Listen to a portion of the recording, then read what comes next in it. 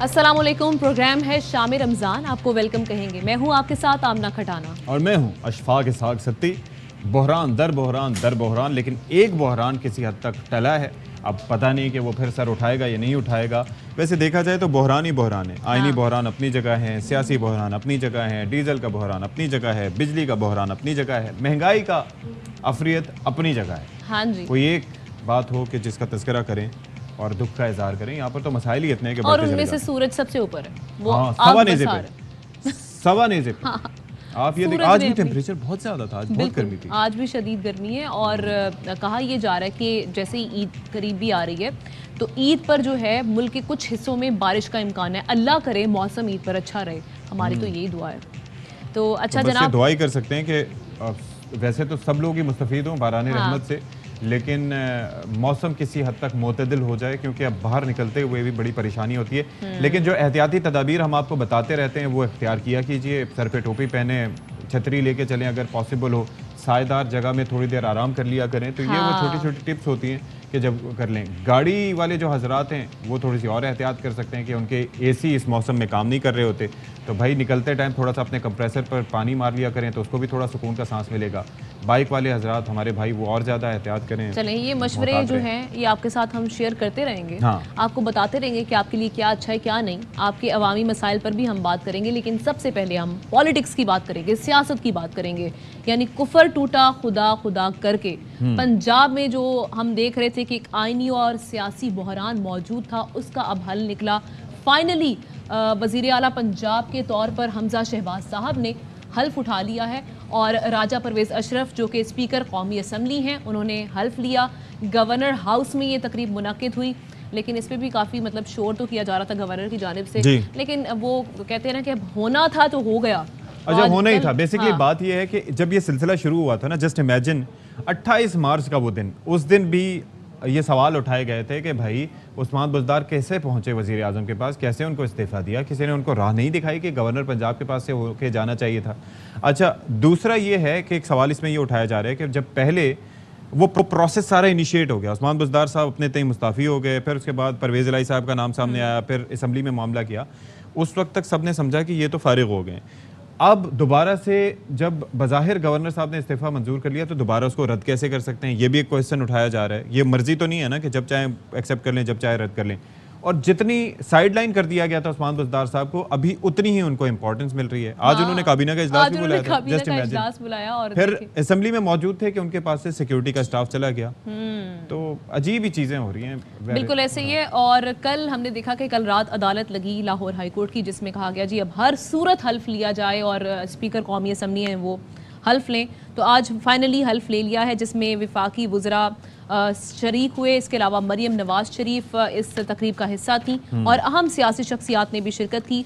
और ऐसे में वज़ीर आज़म शहबाज शरीफ, बिलावल भुट्टो जो कि वज़ीर ख़ारजा है, उनकी जानिब से नेक तमन्नाओं का इजहार किया गया, पैगामात भेजे गए।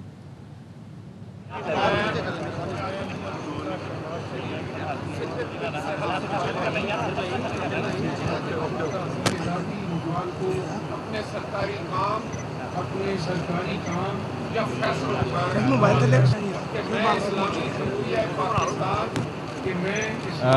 देखते हैं कि क्या तरीक़ेकार अपनाया जाता है। वही आर्टिकल 130(8) का तज़किरा हो रहा है। अच्छा, अभी हमजा शहबाज साहब का इम्तिहान ख़त्म नहीं हुआ, ये चीज़ अपनी जगह है, क्योंकि तहरीक इंसाफ की जानिब से, अजहर सिद्दीक साहब की जानिब से एक इंट्रा कोर्ट अपील दायर कर दी गई है, जिस पर जो 2 रुकनी बेंच था उसने लार्जर बेंच बनाने की इस्तदा की है चीफ जस्टिस साहब को। और अदालत ने यह करार दिया है कि इस अपील में अहम नौइयत के निकात उठाए गए हैं, जिस पर लार्जर बेंच समाअत करेगा। बिल्कुल ऐसे ही। और साथ ही साथ आपको ये भी बताएं कि जिस तरह से हमने पहले भी जिक्र किया कि उमर सरफराज चीमा साहब जो कि गवर्नर हैं, उन्होंने हमजा शहबाज से पहले जो उस्मान बुज़दार वज़ीर आला थे, उनके इस्तीफ़े को आइनी एतराज़ लगाकर मुस्तरद कर दिया था, जिसके बाद वही हुआ कि उस्मान बुज़दार साहब ने आज काबीना इजलास की सदारत की और काबीना ने हमजा शहबाज के इलेक्शन को मुतनाज़े और गैर कानूनी और गैर आइनी करार दिया था। गवर्नर ने स्पीकर पंजाब असम्बली को ये ख़त लिखकर बताया कि उस्मान बुज़दार का इस्तीफ़ा आर्टिकल 130 के तकाजे पूरे नहीं करता। 130(8). अच्छा, फिर इसका मतलब ये है कि यहाँ पे तो ये क्लैश चलता ही रहेगा, यानी स्पीकर पंजाब असम्बली इनको वज़ीर आला पंजाब नहीं मानेंगे हमजा शहबाज को, और वो यही कहते रहेंगे उस्मान बुज़दार अभी तक वज़ीर आला हैं, اور یہ والا گروپ جو ہے وہ مانے گا کون؟ مسئلہ سارا یہ ہے کہ جب ڈی نوٹیفائی ہو گئے. اچھا ڈی نوٹیفائی آپ کو پتا ہے کون کرتا ہے؟ جو پرنسپل سیکرٹری ٹو گورنر کرتا ہے, ان کی جانب سے ڈی نوٹیفائی کرنے کا یہ کہا گیا, اور جو ایک نوٹیفیکیشن جاری کیا ہے وزیر اعلیٰ کی حلف برداری کا, وہ بھی ان کی جانب سے جاری کیا گیا. لیکن اسپیکر پنجاب اسمبلی تو اس الیکشن کو ٹھیک مانتے نہیں, وہ تو متنازع کہہ رہے ہیں نا, اسمبلی کیسے چلے گی؟ پرابلم یہ ہے کہ جس وقت اسپیکر صاحب یہ باتیں کر رہے تھے تو اس وقت خود وہ وزارت اعلیٰ کے امیدوار تھے, اس وقت ان کا وہ نہیں تھا اسٹیٹس کہ وہ اس معاملے پہ جا کے بات کر پاتے. تو وہی میں بات کر رہا ہوں نا کہ ایک عجیب سی ایک وہ بنی ہوئی ہے, کھچڑی پکی ہوئی ہے. اچھا جی, گورنر پنجاب عمر سرفراز چیمہ صاحب نے اس معاملے پر ایک ٹویٹ بھی کیا ہے. وہ ٹویٹ آپ اپنی ٹیلی ویژن اسکرینز پر دیکھ سکتے ہیں. لکھا ہے کہ غیر آئینی طریقے سے ایک جعلی وزیر اعلیٰ کے حلف کا ڈرامہ رچایا. انہوں نے مزید لکھا کہ گورنر ہاؤس میں حلف برداری کی اجازت نہیں دی تھی, لیکن غنڈوں کے زور پر تقریب کا انعقاد مجرمانہ فعل ہے. انتظامیہ کو مسلسل وارننگ دی کہ اگر فوری طور پر گورنر ہاؤس خالی نہیں کرتے تو نتائج کے ذمہ دار چیف سیکرٹری اور آئی جی پنجاب ہوں گے, لیکن ایسا کچھ نہیں ہوا. ویسے تقریب بھی ہو گئی, مہمانوں کی دعوت بھی تھی, گورنر صاحب کہاں تھے اس وقت, یہ ایک سوال امپورٹنٹ ہے. بالکل ایسے, اور اسپیکر پرویز الہی صاحب نے بھی اس حوالے سے بات کی ہے, جو ہم بتا رہے تھے کہ وہ الیکشن کی کارروائی ہی غیر قانونی کہہ رہے ہیں. جب الیکشن ہی نہیں ہے تو وزیر اعلیٰ کیسے مان لیں, وہ یہ کہہ رہے تھے. مزید کیا کہا یہ آپ کو سنواتے ہیں. ڈے ٹو ڈے جو فنکشن تھا اسمبلی وہ روک دیا. یہ الیکشن ہوا ہی نہیں ہے, کینڈیڈیٹ تو میں تھا, کینڈیڈیٹ کو اٹھا کے تو انہوں نے مارا, سریا مارا, اور میں بے ہوش ہو گیا, مجھے اٹھا کے باہر پھینک دیا. اور ہمارے جو ہاں ہم نے ووٹ ڈالنے تھے, آئیز کی جگہ پہ پولیس اندر آ گئی. وزٹر گیلری میں کوئی الیکشن نہیں ہوتا. گورنر ہاؤس وفاق کا نمائندہ ہے, وفاق نے انہوں نے کوشش کی ہے. رات کو 1:30 بجے آئے ہیں چیف سیکرٹری صاحب, انہوں نے کہا نہیں قبضہ کر لو. اس چیف سیکرٹری اور اس آئی جی نے, میں نے دیکھنا ہے ان کو, ان کے کیا فوائد ہیں اس میں چھپے ہوئے جو یہ خزانے جو حاصل کرنا چاہ رہے ہیں. مان بزدار صاحب کا استعفیٰ ایکسیپٹ ہی نہیں ہوا, کیونکہ وہ صحیح فورم پہ نہیں گیا. جس بندے کا الیکشن ہی نہیں ہوا تو اس کو وزیر اعلیٰ کسی نے ماننا. اچھا جی, دوسری جانب مسلم لیگ نون کی رہنما مریم نواز شریف نے سیاسی مخالفین پر لفظی گولہ باری کی, اور وہ یہ کہتی ہیں کہ پاکستان کے سب سے بڑے فتنے کا نام عمران خان ہے, جسے جتنی جلد اصل مقام تک پہنچایا جائے اتنا ہی عوام کو فائدہ ہو. پنجاب کے اندر جو انہوں نے کیا, جو انہوں نے پہلے نیشنل اسمبلی میں کیا, جو پی ٹی آئی اور اس کے ساتھ یہ جو جتنے بھی لوگ ہیں, یہ جوکروں کی حکومت ہے. عمران خان پاکستان کے سب سے بڑے فتنے کا نام ہے. اس فتنے کو جتنی جلدی ہم کرش کر لیں, جتنی جلدی اس فتنے کو ہم اس کی اوریجنل جگہ پہ پہنچا دیں, اتنا ہی پاکستان کا فائدہ. اس قسم کی گنڈا گردی ہے جو وہ یہاں کر رہے ہیں, وہی گنڈا گردی انہوں نے وہاں کرنے کی کوشش کی. سیاسی دشمنی میں اتنے آگے بڑھ گئے, انہوں نے اس جگہ کے تقدس کا, اس ہستی کا لحاظ نہیں کیا جو اللہ تعالیٰ کی محبوب ہستی ہے. یہ نہیں ہونا چاہیے تھا, اور یہ بڑا پلان طریقے سے ہوا. سعودی عرب نے اریسٹ بھی کیے ہیں. اتنے چیلنجز ہیں, اتنا ہی بڑا ہمارا ارادہ ہے. پنجاب کو یہ کہتی ہوں انشاءاللہ تعالیٰ کہ آپ کو فرق نظر آئے. پنجاب سے نکل کے پاکستان سپیڈ بن گئی ہے. ان جیسا وزیر اعظم جو صلاحیتیں ان میں ہیں, جس طرح وہ محنت کرتے ہیں, جس طرح وہ 5 بجے اٹھ کے اپنے کام پہ آ جاتے ہیں, اور انشاءاللہ پاکستان کے عوام کو گورننس میں اور باقی سب معاملات میں بہترین. چلیں جی, مریم نواز شریف صاحبہ اس وقت بات کر رہی تھی, اور انہوں نے یہی بات کی کہ عمران خان صاحب کے حوالے سے وہ کہہ رہی تھی کہ یہ سازش کر رہا ہے, یہ تقسیم کر رہا ہے, یہ فتنے کا نام ہے. اچھا, ایک دوسرے پر الزامات لگائے جا رہے ہیں, جس طرح سے وہ والے واقعہ جو پیش آیا سعودی عرب میں, اس میں بھی ایک دوسرے پر الزامات لگا کر سیاست نہیں کرنی چاہیے. دونوں پارٹیز کو ایک دوسرے پر الزامات نہیں لگانے چاہیے. ظاہر ہے اس معاملے کو سیاست کے لیے استعمال نہیں کرنا چاہیے. ایک ایسا واقعہ جس پہ تمام دنیا کے مسلمانوں کو نہ صرف یہ کہ شرمندگی ہوئی بلکہ دکھ بھی ہوا, تو اس کو سیاسی محرکات کے لیے یوز نہیں کرنا چاہیے. اور اس پہ عمران خان صاحب کا موقف بھی سامنے آ گیا. انہوں نے کہا کہ میں کبھی بھی ایسی ہدایت نہیں دوں گا جو نبی پاک صلی اللہ علیہ وسلم سے محبت رکھتا ہو, اسلاموفوبیا پہ بات کرتا ہو, وہ کس طرح سے لیکن ظاہر ہے کہ ایک چیز ان سے توقع تھی کہ وہ کم از کم اس واقعے کی مذمت کر دیتے. جب آپ کہہ رہے ہیں کہ آپ کے کارکنان شب دعا منا رہے تھے تو اس کا مطلب ہے کہ آپ ان سے اپنے آپ کو ڈسٹنس کر رہے ہیں, تو اس عمل کی مذمت کی جانی چاہیے تھی. یہ ایک تھوڑا سا نہیں, ان کی جانب سے مذمت آئی نا. انہوں نے پاور پلے میں جو جس طرح سے کل انٹرویو بھی دیا ارشد شریف صاحب کو, اس پر بڑی انہوں نے تھورولی اس پہ بات کی ہے, اس واقعے پہ. بہرحال جناب آگے بڑھتے ہیں, اور سابق وزیر اعظم عمران خان صاحب نے امریکی دھمکی پر پاکستان کے سفیر کے مراسلے کی تحقیقات کے لیے صدر مملکت اور ساتھ ہی ساتھ چیف جسٹس پاکستان کو الگ خط لکھ دیا, اور انہوں نے کہا کہ اس پر فوری کارروائی ہونی چاہیے. اور انہوں نے یہ کہا کہ صدر سے بطور سربراہ ریاست اور کمانڈر ان چیف افواج پاکستان فوری اس کارروائی کی سفارش کرتا ہوں. خط میں عمران خان صاحب کی جانب سے یہ کہا بالکل انہوں نے یہ بھی کہا کہ بھائی پاکستان کے خود مختاری اور جمہوریت کو خطرہ ہے اور پاکستان کے سفیر کی جانب سے دی گئی تفصیلات ایک خفیہ مراسلے کی شکل میں آپ کے پاس موجود ہیں اور آخری کابینہ اجلاس میں پی ٹی آئی حکومت ایک نتیجے پر پہنچی کہ مراسلے کے مندرجات میں سازش کے آثار نمایاں ہیں جس کا مقصد مجھے وزارت عظمیٰ سے ہٹانا تھا. اچھا یہ اس خط میں انہوں نے لکھا ہے لیکن ظاہر ہے کہ جو نیشنل سیکیورٹی کمیٹی کی میٹنگ عمران خان صاحب کے دور میں ہوئی تھی اس کے اندر بھی انٹرفیئرنس کا تذکرہ تھا, سازش کا نہیں تھا. اور بعد میں جب شہباز شریف کے صاحب کے انڈر میں وہ دوبارہ سے اجلاس ہوا تو تب بھی یہ کہا گیا کہ دیر واز نو کانسپریسی, لیکن عمران خان صاحب ابھی بھی اپنے اس نیریٹو پر قائم ہیں کہ سازش ہوئی تھی. اب مداخلت کا معاملہ اور انہوں نے باقاعدہ اپنے کارکنوں کو سمجھایا بھی, یہ چیز سمجھائی کہ بھیا سازش چھوٹی ہوتی ہے, مداخلت بڑی چیز ہوتی ہے. پہلے سازش ہوتی ہے اس کے بعد مداخلت, اگلا سٹیپ یہ اب یہ ہے کہ وہ دوبارہ سے اپنے سازش والے نیریٹو پہ آ گئے. اچھا جی, سابق وزیر اعظم عمران خان صاحب کا تذکرہ جہاں پر کر رہے ہیں تو آج ہم سوشل میڈیا پر بھی دیکھ رہے تھے یہ ویڈیو بہت زیادہ وائرل ہو رہی تھی. عمران خان صاحب پہنچے G9 مرکز بغیر پروٹوکول کے, بغیر سیکیورٹی کے, جہاں پر ان کا والہانہ استقبال کیا گیا.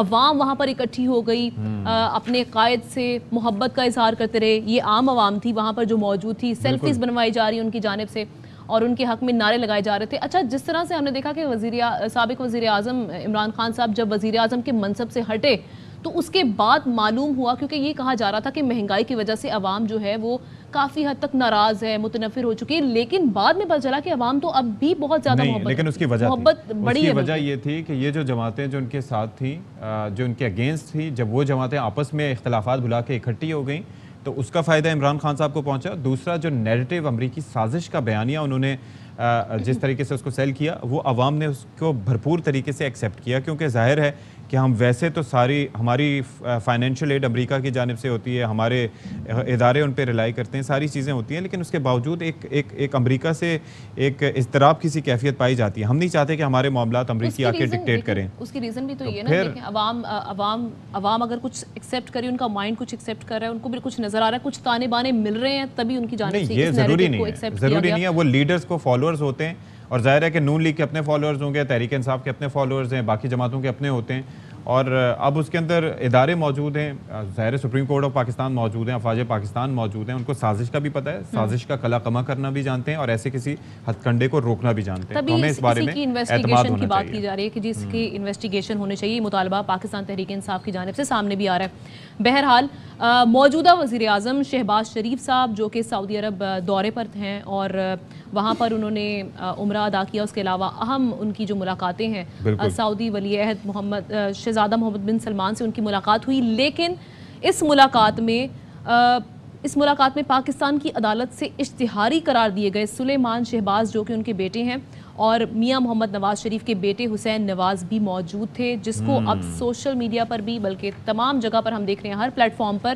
تنقید کا نشانہ بنایا جا رہا ہے. بالکل جی, اور ظاہر ہے کہ ایک چیز ہے کہ جب ایک سرکاری وفد تھا جس میں آپ نے کہا کہ 13 رکنی وفد گیا ہے جو کہ سرکاری وفد ہے, اب اس کے اندر منسٹرز ہو سکتے ہیں, باقی سارے لوگ ہو سکتے ہیں, لیکن یہ حضرات کس سرکاری کیپیسٹی میں تھے اس بارے میں کلیریفیکیشن دینی چاہیے. اب ظاہر ہے کہ ایک چیز بڑی کلیئر ہے کہ جب نواز شریف صاحب پہلے جلا وطن ہوئے تھے, ملک سے رخصت ہوئے تھے, تو اس وقت ایک چیز تھی کہ وہ آ کے ان کا قیام سعودی عرب میں زیادہ رہا تھا اور بڑے قریبی تعلقات بھی تھے سعودی شاہی خاندان سے, لیکن اس کے باوجود اس معاملے پر ایک کلیریفیکیشن جاری ہونا ضروری ہے. یا تو سعودی عرب کی جانب سے کی جائے کہ بھائی اگر ایسے آئے تھے تو ہم نے ان کو دعوت دی کہ آپ آ جائیں, یا پھر پاکستان کی جانب سے موجودہ حکومت کی جانب سے یہ کرنی چاہیے کہ بھائی یہ کس کیپیسٹی میں گئے تھے, کیونکہ عوام کو سوالوں کے جواب چاہیے ہوتے ہیں. بالکل ایسے ہی, اور ایک مرکزی سوال تو یہ ہے نا کہ جب عدالتوں نے آپ کے اوپر کیسز ہیں تو ان کا سامنا کریں عدالتوں میں آ کر. آپ وہ تو کیسز کا سامنا نہیں کر رہے, لیکن آپ سرکاری وفد کا حصہ بنے ہوئے, سوال تو پھر اٹھیں گے.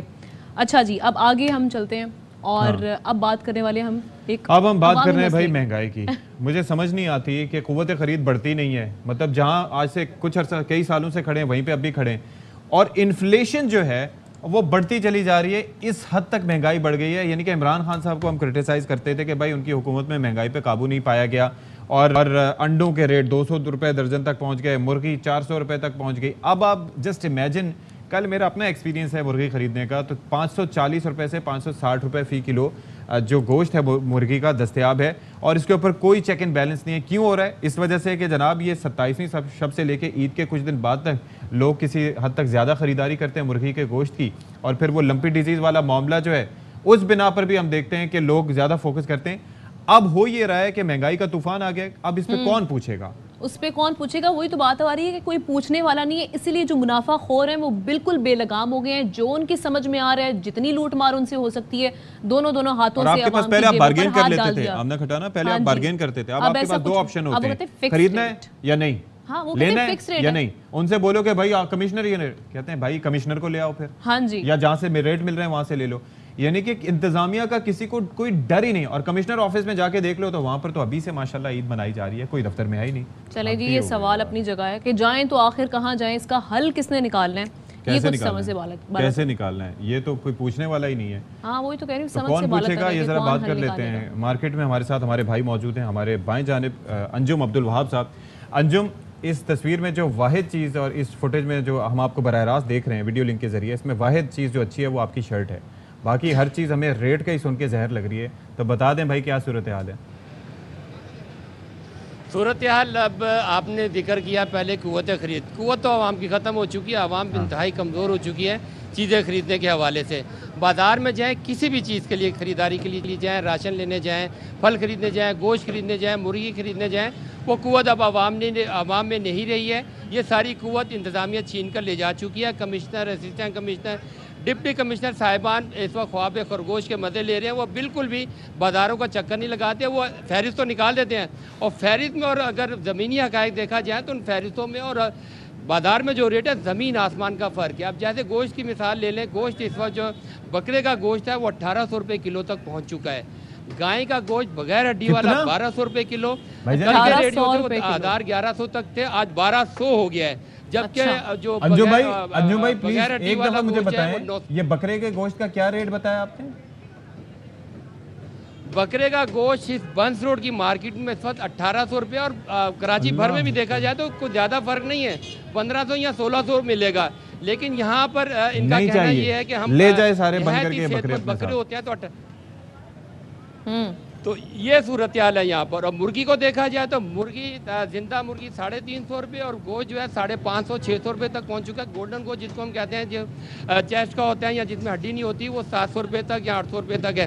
یہ صورتحال ہے. آج 28واں روزہ ہو چکا ہے, لیکن صورتحال ایسی ہے کہ عوام انتہائی مجبور ہو چکی ہے. لیکن عید ہے, بچے ہوتے ہیں, مہمان آتے ہیں, ان کے لیے خریداری کرنی پڑتی ہے, اور وہ مجبوراً عوام آ کے کمزور قوت کے ساتھ, قوت خرید میں قوت نکالتے, کمزور کہہ لیں اس کو, کمزور خرید کے ساتھ آتے ہیں, مجبوراً مہنگی چیزیں خریدتے ہیں کہ بچوں کو عید کے موقع پر اچھے پکوان کھلا سکیں, مہمانوں کو مہمانداری کر سکیں. اس صورتحال میں آ کے سبزیوں کا ریٹ دیکھے جائیں تو ٹماٹر بھی اب آج اگر 80 روپے تو یہ 100 روپے سے اوپر چلا جائے گا. دھنیا پودینہ جو 10-20 روپے کی گڈی تھی وہ 50 تک چلی جائے گی. جیسے جیسے عید نزدیک آتی جائے گی تمام اس کا مطلب ہے کہ یہ منافع خوری ایک تو طلب میں اضافے کی وجہ سے ہے, اور دوسرا یہ کہ کوئی پوچھنے والا نہیں, اور تیسرا یہ کہ ابھی ڈیمانڈ بھی ظاہر ہے کہ زیادہ ہے. تو یہ وجوہات ہیں بیسک سچویشن کا, اور اپنی منمانیاں بھی ہیں دکانداروں کی. ٹھیک ہے, بہت شکریہ آپ کا انجم عبدالوہاب ہمارے ساتھ موجود ہے. ایک چھوٹا سا ٹوٹکا بتا رہا ہوں, گوشت لیں, آدھا کلو لیں, بالکل چھوٹی چھوٹی بوٹیاں کر کے, ٹھیک ہے, اس کے اندر ٹماٹر وغیرہ اگر زیادہ ڈال سکیں, مسالے زیادہ ڈال سکیں, اور دال کھائیں, دال بھی بڑے اچھے پروٹین اس سے ملتا ہے, پالک کھائیں, وہ بھی بڑی اچھی ہوتی ہے, دال اور سبزیوں کا مہمان بھی کم آئیں گے, اور پھر بڑے اچھے طریقے سے مینیج بھی ہو جائے گا. چلیں اسی پر بات کر لیتے ہیں. Assistant director bureau of price and supplies Haider Arai صاحب نے ہمیں جوائن کیا ہے. سر بہت شکریہ آپ کے وقت کا. یہ کہیے گا, ہم جس طرح سے دیکھ رہے ہیں کہ دن بہ دن جیسے جیسے عید قریب آ رہی ہے, گوشت کی قیمت میں اضافہ ہوتا چلا جا رہا ہے, اور منافع خور دونوں ہاتھوں سے لوٹ رہے ہیں. کیا اقدامات کیے جا رہے ہیں اس سچویشن کو کنٹرول کرنے کے لیے؟ پورے سندھ کو ڈیل کرتے ہیں, تو ہمارے پورے سندھ لیول پہ ہم رمضانوں سے پہلے پورے اسٹاف کی, ہمارے جو انسپیکٹر ہیں, پرائز انسپیکٹر, سب انسپیکٹر, اور رمضانوں میں اسٹاف شارٹ پڑتا ہے تو ادر اسٹاف بھی ہمارا ہم ڈپیوٹ کر دیتے ہیں اے سی صاحبان کے ساتھ, کیونکہ ان کو پرائز مجسٹریٹ کی پاور ان کے پاس ہے, تو ان کے پاس پاور ہے, وہ انہوں نے فائن کرنا ہوتا ہے. تو لہٰذا ہمارا اسٹاف چلا جاتا ہے ان کے ساتھ, ان کو اسسٹنٹ پرووائڈ کرتا ہے, علاقے کا وزٹ کرتا ہے, اور جہاں کی کمپلینیں ہوتی ہیں کنسرن اے سی کو جا کے بتاتا ہے, اسسٹنٹ کمشنر کو, جی سر یہاں کی کمپلینیں, تو اے سی صاحبان پھر جا کر وہاں جا کے ان کو چیک کرتے ہیں اور ان کے اوپر جرمانہ کرتے ہیں, اور اگر اس کے باوجود بھی باز نہ آئیں تو پھر نیکسٹ ٹائم جب جا کے پھر ان کو جیل کر دیتے ہیں. اچھا, اگر ایسا ہو جائے, آپ مطلب یہ تو ایسا اگر ہوتا تو پھر اب تک یہ رک چکا ہوتا ہے سلسلہ, تو یہ طریقہ کار کیا ہوتا ہے؟ عوامی شکایت کیسے ہوتی ہے؟ کیسے اس کا اندراج کر سکتے ہیں؟ اور پھر ہوتا کیا آخر؟ بظاہر تو کچھ نظر نہیں آتا. جو بھی کمپلینیں آتی ہیں اس کے اوپر ہمارا یہ ہوتا ہے کہ ہم نے پروفارما بنایا ہوا ہے. اس کے اندر کمپلیننٹ کا نام اور جس ایریے کی کمپلین ہے اس کے علاوہ پھر ہم نے اس کے اندر لکھا ہو کہ کون سے آئٹم کی کمپلین ہے, اوور چارجنگ ہے یا ریٹ ڈسپلے نہیں کیے ہوئے, کس تھانے کی ہے اور کس علاقے کی ہے.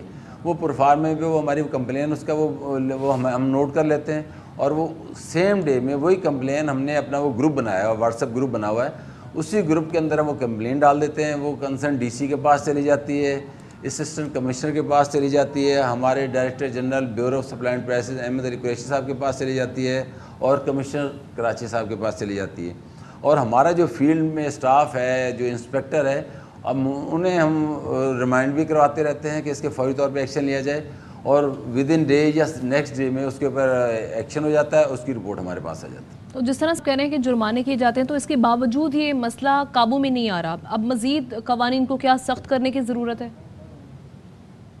دکاندار کے اوپر جب بھی لینے جاؤ تو دکاندار یہ کہتا ہے جی ہم کو اوپر سے مہنگا ملے, جبکہ ہر جگہ آکشن پروسیس میں بھی ہماری مانیٹرنگ ہو رہی ہے, اے سی صاحبان بھی آتی ہے, ریشنلائزڈ ریٹ ہیں. اب کمشنر صاحب نے سارے پراپر جو ایکچوئل جو ریٹ ہونے چاہیے نا گراؤنڈ ریئلٹی پہ, وہ ریٹ ہم نے پراپر فکس کیے ہیں. اس کے باوجود بھی یہ لسٹیں نہیں لگاتے یا نہیں بیچتے.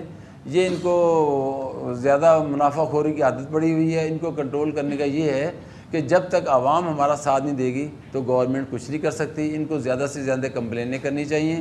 تو جیسے اگر کمپلینیں کریں گی فوری ایکشن ہوگا تو دکانداروں کو پتہ ہوگا کہ ہمارے پر جرمانے ہو رہے ہیں, تو نیکسٹ ٹائم وہ اوور چارجنگ کا وہ سوچ بھی نہیں سکتا. چلیے جی, بہت شکریہ آپ کا. ہمارے ساتھ موجود تھے اسسٹنٹ ڈائریکٹر صاحب جو کہ bureau of price and supplies ہیں, حیدر آرائیں. اچھا, مجھے ایک ایمانداری سے بات بتائیں, آج سے پہلے آپ نے کبھی اس محکمے کا نام سنا ہے؟ نہیں. یہ کام کرے تو پھر نا تو پھر اس سے آپ اندازہ لگا لیں کہ وہ بھی کہہ رہے ہیں کہ فائن کرنے کا اختیار تو اسسٹنٹ کمشنر کو ہوتا ہے. تو ماشاءاللہ سارے مطلب سکون کی نیند سو رہے ہیں, یا کیا ہو رہا ہے کہ کوئی پوچھنے والا نہیں ہے. اب یہ مارکیٹ سے ٹی وی پہ رپورٹ ہو رہا ہے کہ ریٹس یہ ہیں, تو کوئی آواز نہیں اٹھائے گا تو کیسے یہ مسئلہ حل ہوگا بھائی؟ لیکن ہم آواز اٹھاتے رہیں گے. بریک لیتے ہیں, تھوڑی جان سے آواز اٹھائیں گے آواز. بریک.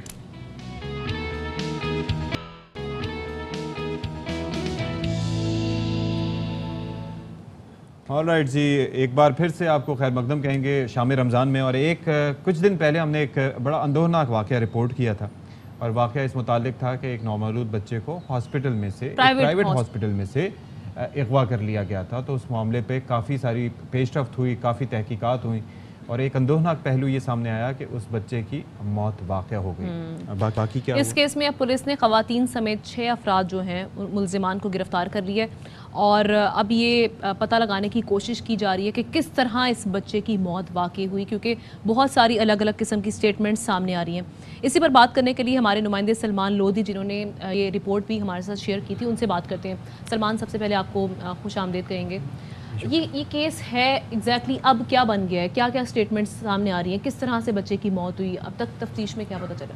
دیکھیں, اب پولیس نئے سرے سے دوسرے سٹیپ پہ انویسٹیگیشن کرنے جا رہی ہے. اب جو نشئی شخص جو دعویٰ کر رہا ہے کہ بچہ انتقال کر چکا ہے, اب اس نے نشاندہی بھی کی ہے کہ قبرستان میں میں نے اس مقام پہ لا کے بچے کو دفنا دیا. نہیں, نشئی شخص آیا اسٹوری میں کب آیا؟ شروع سے میں آپ کو ہی بتاتا ہوں. یہ بچہ اغوا ہوتا ہے رات کے وقت, جب اس کی ڈلیوری ہوتی ہے اس کے ایک روز بعد ہی اغوا ہوتا ہے. پولیس انویسٹیگیٹ کرتی ہے تو پتہ چلتا ہے اس رات ڈیوٹی ایک نرس کی تھی, جو کہ ڈاکٹر ہونا چاہیے تھا, لیکن اس رات ڈیوٹی ایک نرس کی لگائی گئی تھی, اور اس نرس نے بچہ اغوا کیا. اس نرس نے اپنی بہن کے لیے بچہ اغوا کیا. پولیس کو پہلے دن ہی شک ہو گیا تھا, اور اس کو نرس کو پہلے ہی دن گرفتار کر لیا گیا. بہن کیا اولاد نہیں تھی؟ بہن کیا 2 بیٹیاں تھیں, بیٹا نہیں ہو رہا تھا, اس وجہ سے اس نے اغوا کیا اور اپنے گھر میں اپنی گھر کی خواتین کے ذریعے ان کو گھر منتقل کیا.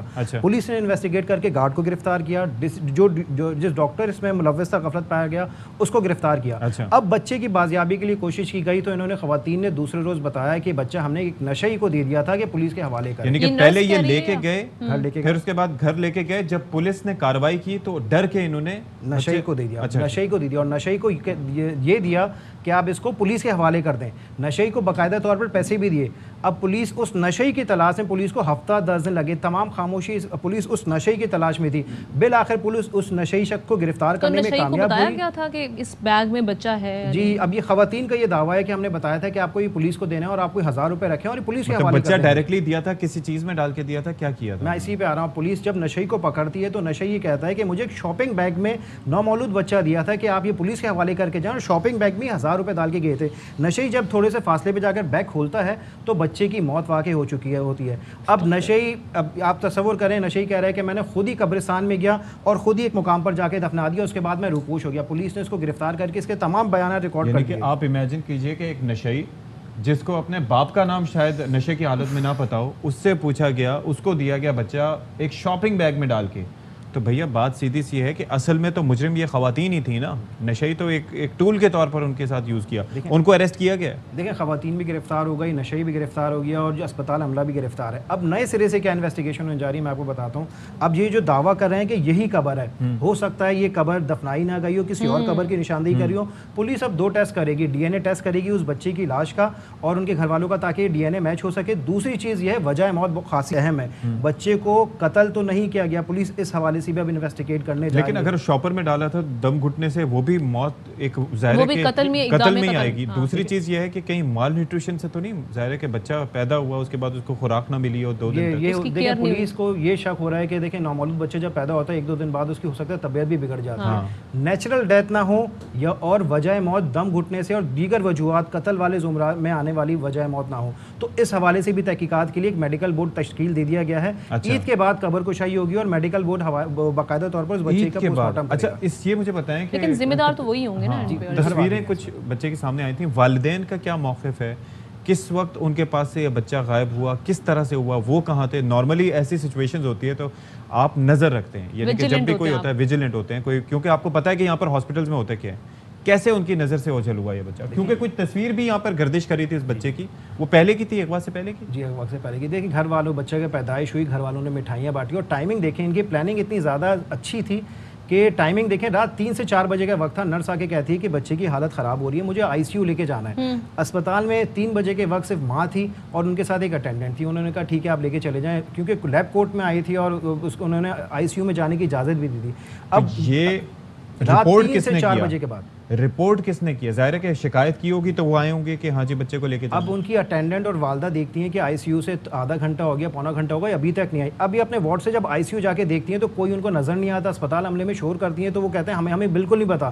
اب معاملہ اسی وقت یہ رپورٹ ہوتا ہے اسپتال میں, جو ان کے اٹینڈنٹ ہے جن کو آدھے پونے گھنٹے میں پتہ چلتا ہے, جو نرس آئی تھی وہ آئی سی یو میں لے کے نہیں گیا بلکہ پورا اسپتال چھان مارا. وہاں پہ نہیں کی تھی, ویسے یہ نرس وہیں کی تھی, کافی عرصے سے وہاں پہ کام کری تھی اور اس کی ویسے باقاعدہ طور پر ڈیوٹی نہیں لگاتے, ایز اے انچارج وہاں پہ ڈیوٹی نہیں لگاتے. لیکن اس دن وقوع والے دن خاص طور پر ان کی ڈیوٹی لگائی گئی تھی.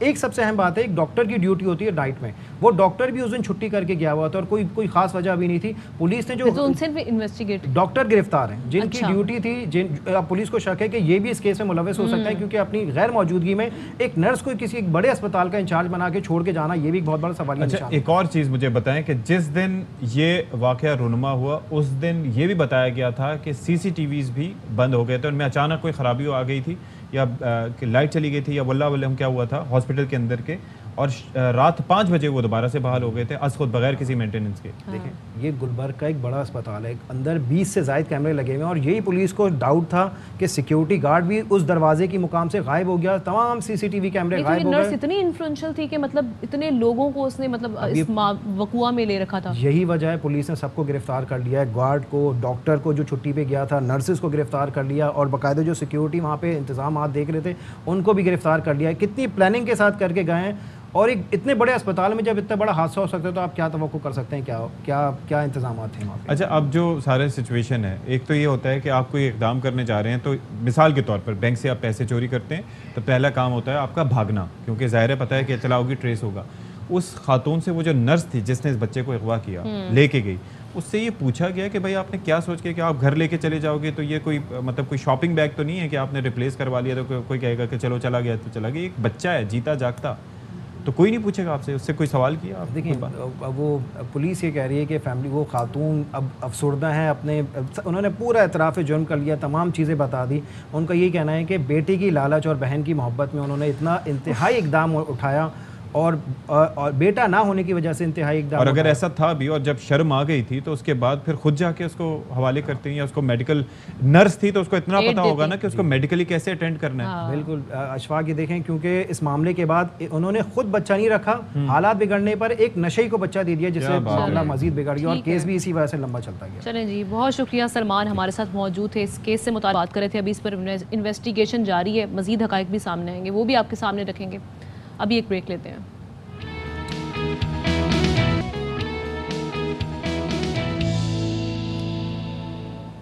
Welcome back once again. خبر ایک شامل کر لیتے ہیں. وزیر اعظم شہباز شریف آج متحدہ عرب امارات کا دورہ کریں گے. وزیر اعظم شہباز شریف سعودی عرب کا دورہ مکمل کر کے جدہ سے روانہ ہوں گے. وزیر اعظم شہباز شریف اور ابوظہبی کے ولی عہد کی ملاقات آج رات ہوگی. دونوں ممالک کے درمیان دو طرفہ تعلقات, باہمی دلچسپی کے امور پر تبادلہ خیال ہوگا. چلیں جی, اب وقت آ گیا اس گھڑی کا جس کا آپ سب منتظر تھے. Well take a break here, break کے بعد آئیں گے.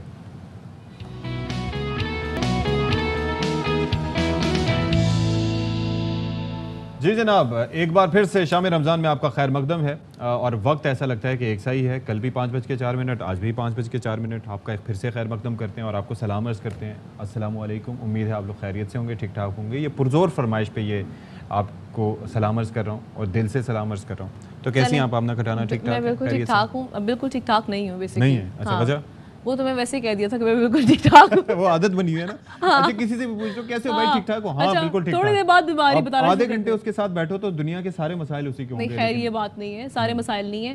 اصل مسئلہ یہ ہے کہ وہ جو ہم آپ کو بار بار عرض کرتے ہیں کہ جناب بسیار خوری جو ہے وہ نہیں کرنی چاہیے, زیادہ نہیں کھانا چاہیے. اچھا, زیادہ نہیں کھانا چاہیے, خاص طور پہ کیونکہ اب گرمیوں کا سیزن ہے تو اس میں کوشش کریں کہ تلی ہوئی یا ہیوی قسم کا کھانا کھانے سے تھوڑا سا پرہیز کریں, جو کہ میں نے نہیں کیا. بیسکلی ہوا یہ کہ افطاری کے بعد میں نے کھانا چھانا نہیں کھایا. اچھا جی, یہ باتیں اتنی اچھی نہیں ہے کہ ہم مزید سنیں, ہم ناظرین کو سنوائیں گے. شیخ رشید صاحب پنڈی میں میڈیا سے گفتگو کر رہے ہیں. میں نے ان کو بتایا بھائی آپ کے خلاف بڑی نفرت ہے, اور ہر ماں میرا ماتھا چوم رہی ہے, ہاتھ چوم رہی ہے, اور کہہ رہی ہے کہ شیخ رشید تو نے غداری نہیں کی, تو نے راول پنڈی کی لاج رکھی. ہر ماں نے میرا ماتھا چوما. میں نے ان کو بتایا کہ تمہارے خلاف بڑی نفرت ہے, اور ممتاز قادری کو آپ نے پھانسی دی, اور میں لکھوں گا ساری صورتحال. اب تو میں فارغ ہوں. میں تو ایک نالا لئی کی وجہ سے وہاں پھنسا ہوا تھا, ورنہ 16 وزارتیں میں نے کر لی. میرا جی تو بھرا ہوا تھا. میں اس طرح تو نہیں تھا کہ باپ بھی فرد جرم میں ہے اور وزیر اعظم ہے, بیٹا بھی فرد جرم میں ہے اور وزیر اعلیٰ ہے. اگر دنیا میں کسی جگہ ایسا ثابت ہو کہ باپ پہ بھی فرد جرم لگنے کی ڈیٹ لے رہا ہو اور وزیر اعظم ہو, اور بیٹا بھی وزیر اعلیٰ ہو اور فرد جرم سے بھاگ رہا ہو, میں سیاست سے دستبردار ہو جاؤں گا. اگر دنیا میں ایسا کوئی کیس, جب سے جمہوریت وجود میں آئی ہے, ہزاروں سالوں سے جمہوریت جب سے وجود میں آئی ہے, اتنی بڑی دھاندلی, اتنی بڑی چور بازاری, اتنی بڑی منافقت, اتنی بڑی کانسپریسی, اتنی بڑی مداخلت اور اتنا بڑا دھوکہ عوام کے ساتھ کہیں نہیں ہوا.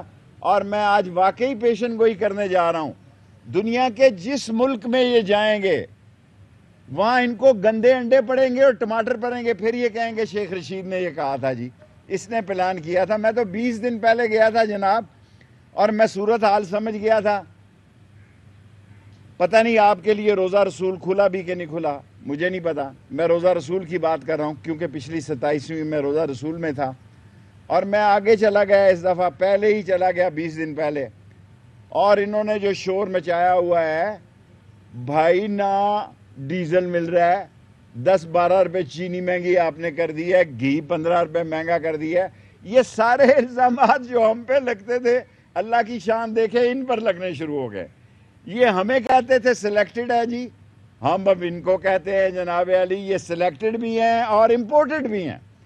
امپورٹڈ اتنی بڑی گالی پاپولر ہو گئی ہے, اتنی بڑی پاپولر ہو گئی ہے کہ سلیکٹڈ یہ ہمیں کہتے تھے, ہمیں کہتے تھے الیکشن کراؤ, ہم کہتے تھے الیکشن کراؤ. میں نے کہا ہے کہ مئی کا مہینہ ہے, میں کل سے شروع ہو رہا ہے, میں اپنی اس بات پہ قائم ہوں, اس میں سے سیاست نکلے گی.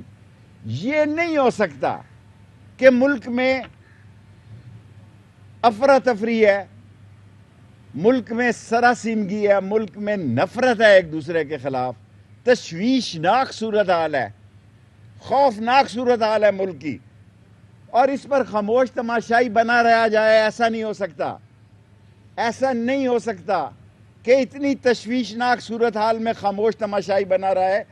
ये जो दाता दरबार में 18 पार्टियां इकट्ठी हुई हैं, ये जो दाता दरबारी तावीज़ से इकट्ठी हुई हैं, और 2 वोटों की अक्सरियत है, 2 वोटों की अक्सरियत से जो बनी है, और जो मुनहरफ हैं पंजाब में, अगर उनका फैसला हो जाता है कि ये डिस्क्वालीफाई हैं तो ये और बड़ा फड्डा पड़ जाएगा।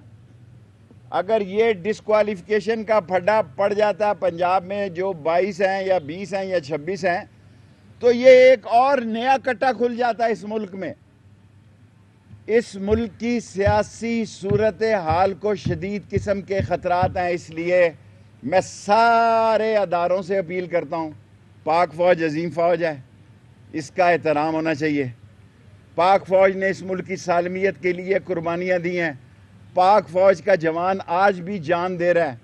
पाक फ़ौज का जवान जो है वो पाकिस्तान की सरहदों का भी ज़ामिन है और पाकिस्तान के चौक और चौराहे का भी ज़ामिन है।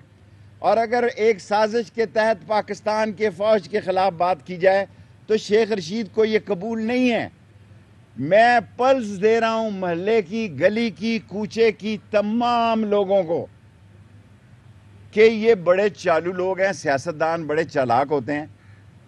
इन्होंने कोई 14 मरतबा गालियां दी लंदन से बैठ के, और गुजरांवाला और शेखुपुरा से फ़ौज को नवाज शरीफ ने, और 14 मरतबा ही शहबाज शरीफ ने बूट्स चाटे हैं, बूट पॉलिश की है। मैं जब कहता था कि शीन निकलेगी, आप लोग सारे मेरा मजाक उड़ाते थे, कहाँ है नून? और एक ऐसी चापलूस जमात निकलेगी, एक ऐसी चापलूस बूट पॉलिशिया पार्टी निकलेगी कि जो ये कहते थे जनाब अली हम तो यहाँ बिजली को हमने आम कर देंगे, लोड शेडिंग सबके सामने है। मेरे महल्ले के दर्जी कपड़े नहीं दे रहे, कह रहे जी कि बिजली नहीं आ रही। चीनी वाला यूटिलिटी स्टोरों के हालात देख लें, इतने अबतर हैं, कोई मसला नहीं। और ये जो इल्ज़ाम लगा रहे हैं, मैं उनको कहना चाहता हूँ, मैं आशिक़ रसूल हूँ, रोज़ा रसूल पर जो कुछ हुआ नहीं होना चाहिए, लेकिन आपकी शक्ल से लोगों को नफ़रत है। अब ये 5 शक्लें जहाँ आदमी देखता है उसको गुस्सा आ जाता है। ये 5 शक्लें जो है गैंग ऑफ 5 की जहाँ देखता है, और मैं पेशन गोई कर चुका हूँ, इन 5 शक्लों की जब ये लंदन जाएंगे, यूरोप जाएंगे, जहाँ जाएंगे, अगर इनको गंदे अंडे ना पड़े, अगर इनको टमाटर ना पड़े, तो आप मुझे पकड़ लें। इस मुल्क का जमहूरियत सवा नेज़े पे खड़ी है, और इसी महीने में फ़ैसला होना है जनाब। अगर एक दफ़ा कॉल हो गई तो फिर कॉल कौन संभाल सकता है? फिर कॉल कोई नहीं संभाल सकता। और मुझे हैरानगी है कि आज हमजा शहबाज ने भी मेरे बारे में बात की है। चलो एक वो करता है राना सनौल्ला, उसका तो मैं नोटिस ही नहीं लेता, अपनी तौहीन समझता हूँ। हमला औरतों को, जो बहनों और बेटियों को, जो हमारी थी तंजीम मिनहाजुल कुरान पे गोलियां मारने वाले, अगर ये समझते हैं कि मुझे नहीं छोड़ेंगे, तो भाई मेरी जितनी पाकिस्तान के सारे सियासतदानों ने कैद काटी है, मैंने अकेले ने काटी है। और मैं तो लिखना चाहता हूँ, आप पछताएंगे, मुझे बड़ा लीडर ना बनाए, मैं बड़ा लीडर नहीं बनना चाहता। मैं तो नाला लई के साथ रिटायर हो रहा था। पिछली दफ़ा भी मैं इलेक्शन नहीं लड़ना चाहता था, आपने कहा कि ये अगला इलेक्शन। अब क्योंकि इमरान खान पे बुरा वक्त है, इमरान खान को ऐसे वक्त में छोड़ना, मेरा शहर इसको गद्दारी समझता है, बेशर्मी समझता है, और मेरा शहर समझता है कि शेख रशीद, जो आप दस्तबरदार हो रहे थे, जो आप क्या कहते हैं उसको, रिटायर हो रहे थे, अभी नहीं होना। तो फिर ज़ाहिर है अगर अभी नहीं होना तो फिर खान ने कहना इलेक्शन भी लड़ना, फिर मुझे इलेक्शन लड़ना पड़ जाएगा। सनाउल्लाह कादरी साहब, मैं कभी आपका नोटिस लेना अपनी तौहीन समझता हूँ, मैं अपनी तौहीन समझता हूँ।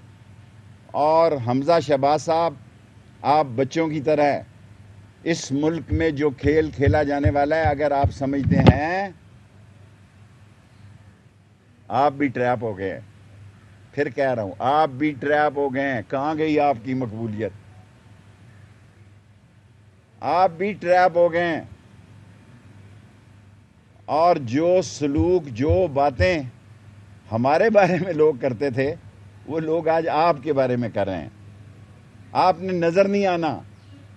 اگر عمران خان نہیں ہے تو پھر آپ بھی نہیں ہیں. پھر رہے گا نام اللہ کا. ہوگا وہ جو اللہ کو منظور ہے. آپ نے کافی چاپلوسیاں کر کے دیکھ لی ہیں, بوٹ پالش کر کے دیکھ لی ہیں. یہ بوٹ پالش کام نہیں آئیں گے. ہر گھر میں اس وقت, ہر گھر میں پاکستان ڈینٹر ہے, پینٹر ہے, ویلڈر ہے, فوجی ہے, مکینک ہے, درزی ہے, دھوبی ہے, صحافی ہے, ٹریڈر ہے, چھوٹا دکاندار ہے. ہر آدمی یہ سمجھتا ہے, خاص کا تعلق اداروں سے ہی کیوں نہ ہو, ان کے گھروں میں سمجھا جاتا ہے کہ عمران خان سے زیادتی ہوئی ہے. سو عمران خان کے ساتھ کھڑے ہیں جی. ہماری خواہش ہے کہ حالات بہتر ہو جائیں, تمام اداروں سے حالات بہتر ہو جائیں. تمام اداروں سے ہماری پاکستان کے کسی ادارے سے لڑائی نہیں ہے. اور کیا فرق ہے کانسپریسی میں اور مداخلت میں؟ میں تو اردو میڈیم والا ہوں. میں تو کانسپریسی وہ سمجھتا ہوں جو 2 آدمیوں کے درمیان یا 4 کے درمیان ہوتی ہے. مداخلت میں سمجھتا ہوں جو ملک کے خلاف ہوتی ہے. اور میں نے D G I S P R صاحب کے بریگیڈیئر صاحب سے کہا تھا, حضور مداخلت زیادہ ڈینجرس ہے, کانسپریسی اتنی ڈینجرس نہیں ہے. اور ہم اپنی پاک فوج کے ساتھ بھی کھڑے ہیں, اور ہر پاکستانی کا فرض ہے کھڑے ہو. لیکن جو عمران خان کے ساتھ زیادتی ہوئی ہے, جس طرح اس کو دیوار کے ساتھ لگایا گیا ہے, اس کو تنہا چھوڑنا بھی بددیانتی ہے. اس کو بھی تنہا چھوڑنا جو ہے وہ بے شرمی ہے. اور میرا سارا شہر جو ہے اس بات پر میرے ساتھ ہے کہ میں ایسے کڑے وقت میں عمران خان کے ساتھ ہوں. اور جو لوگ, مجھے نہیں کہنا چاہیے تھا, لیکن یہ حقیقت ہے کہ اگر مجھے ٹائم ملا, اگر ان پاگلوں نے مجھے لیڈر بنانے کے لیے جو دھمکیاں مجھے دے رہے ہیں, تو پھر میں اصل صورتحال ساری لکھوں گا. یہ جو کیا نام ہے, جنہوں نے ممتاز قادری کو پھانسی لگائی, ممتاز قادری کی شہادت کے جو ذمہ دار ہیں, اور کن حالات سے وہ گزرے حالات, یہ سب لکھوں گا. کیونکہ آگے میری کتاب کے 2 کروڑ روپیہ میرے اکاؤنٹ میں آ گیا. مجھے نہیں پتا تھا اتنی بکے گی. تو اب میں لکھوں گا تو شاید جیل سے لکھوں تو 10 کروڑ آ جائے. دیر نہ کرو, جلدی کرو. میں بزدل آدمی نہیں ہوں. سارے کان کھول کے سن لو, جیل میری سسرال ہے, ہتکڑی میرا زیور ہے, اور میری ساتھی شہادت کے جذبے سے سرشار ہے. اور میں اسلام کا سپاہی ہوں, ناموس رسالت کا سپاہی ہوں. اور جو یہ بکواس بند کر دیں تو آپ ان کو مہربانی ہوگی. اور کھڑا رہوں گا چٹان کی طرح عمران خان کے ساتھ. اس وقت عمران خان کو چھوڑنا بددیانتی ہے. سوال.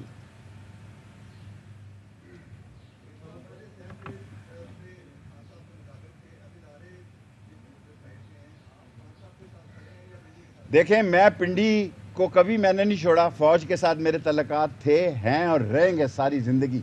مجھے اپنی فوج پہ فخر ہے, پر میں عمران خان کے ساتھ سیاست میں کھڑا ہوں اب.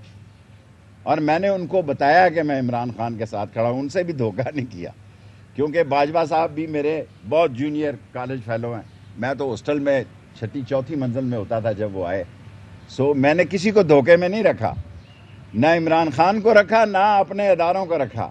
اداروں کو کہا کہ عمر کے اس حصے میں آ چکا ہوں کہ اس وقت عمران خان کو چھوڑنا جو ہوگا نا وہ بددیانتی. فوج کے ساتھ ہوں ساری زندگی فوج کے ساتھ اچھے تعلقات تھے, ہیں اور رکھوں گا. اب بھی صلح چاہتا ہوں فوج کے ساتھ, لیکن عمران خان کے ساتھ کھڑا رہوں گا.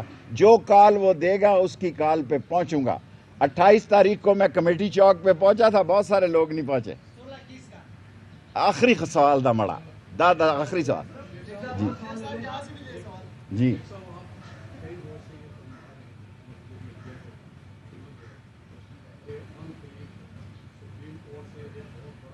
میں نے ایسی کوئی بات, میں نے کہا میں ہی اہم ہے, میں قائم ہوں.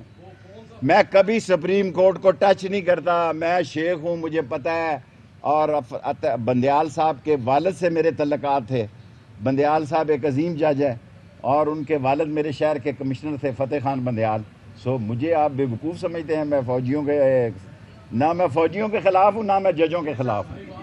سوال لے لیں جو ہم سیاست میں بڑھتی ہوئی شدت پسندی دیکھ رہے ہیں اور خان صاحب جو بار بار اکسا رہے ہیں عوام کو, تو آپ یہ بتائیے آپ کو اس وقت آپ کہہ رہے ہیں عمران خان کیا سوال ہے, کیا آپ کو ملک عزیز ہے یا عمران خان عزیز ہے؟ دونوں عزیز ہیں. عمران خان ملک کا سپاہی ہے اور ابھی اس سے مل کے آ رہا ہوں, 2 گھنٹے کی میٹنگ میں شامل تھا. وہ ایسا کوئی کام نہیں کرے گا جس سے فوج کو, فوج کے نام کو یا ملک کو نقصان پہنچے. یہ بتائیے گا کہ فرسٹ سے آپ کیبنٹ میں بھی ایک عام آدمی کی بات کرتے رہے اور آخری ٹائم تک بھی بہت سی ایسی تجاویز تھیں جن کو عمران خان نے جو ہے وہ نہیں مانا. سمجھتے ہیں کہ اگر آپ کی جو ایک رائے تھی اور آپ کی تجاویز تھی اگر وہ مانی جاتی تو آج حالات یہ نہ دیکھنا. دیکھیں اللہ تعالیٰ وہ مقدر کا سکندر ہے عمران خان. میں نے کبھی سوچا ہی نہیں تھا کہ اتنا مقبول ہو جائے گا کہ میں روزہ رسول میں جاؤں گا کہ لوگ میرے ہاتھ چومیں گے. میں تو گناہ گار آدمی ہوں. میرے جسم کے اندر سے روزہ رسول کی خوشبو ہے. اس ملک میں 5 یا 6 آدمی ہیں جنہوں نے خانہ کعبہ کی چھت پہ نماز پڑھی ہے اور گلف وار میں سارا دن خانہ کعبہ کے اندر رہتا تھا. یہ پتہ نہیں روزہ رسول میں گئے ہیں کہ نہیں, مجھے نہیں پتہ. لیکن اللہ کی شان دیکھیں کہ وہ عمران خان جس پر میرے سمیت حلقے میں بڑے مسائل تھے, لوگوں نے ٹرن لے لیا اور جس دن عمران خان کال دے گا یہاں سمندر ہوگا اور مجھے امید ہے کہ مئی میں ہی دے گا.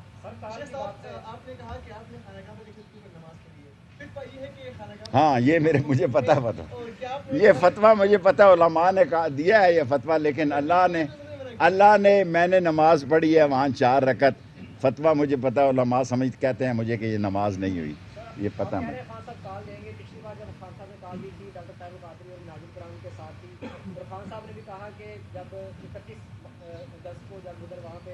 چھوٹا سا سوال, یہ 126 دن کی لڑائی نہیں ہے بھائی, یہ 26 دنوں کی بھی لڑائی نہیں, یہ آر پار ہوگی. یا ہم نہیں یا وہ نہیں, تشدد کی طرف تو ہم جائیں گے ہی نہیں. لیکن اگر عوام کا سمندر نکل آیا تو لوگ اندھے نہیں ہیں, ساری قوم پاک فوج کے پیچھے ہے. قوم کو ناراض نہیں کرنا, الیکشن الیکشن الیکشن. اور فوج کو کیا کہتے ہیں, اسٹیبلشمنٹ کو یہ بات بہت اچھی طرح سمجھ ہے کہ الیکشن کوئی جرم, یہ مطالبہ نہیں ہے. ہم یہ نہیں کہہ رہے ان کو ہٹاؤ, ہم یہ کہہ رہے ہیں الیکشن جلدی کرا دو. یہ عمران خان کی ڈیمانڈ ہے اور فوج کو, ان ساری پارٹیوں کو اس مسئلے پر ٹیبل پر لانا چاہیے.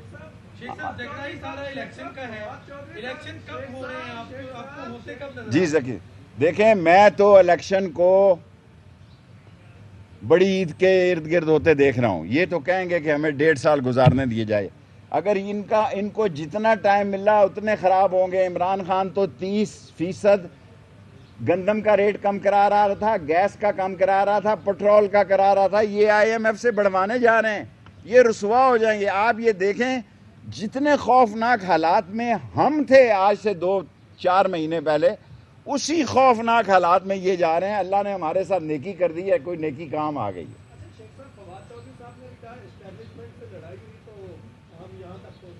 دیکھیں فوج, میں نے یہ نہیں کہا لڑائی, میں نے کہا کہ میں پاک فوج کے ساتھ ہوں.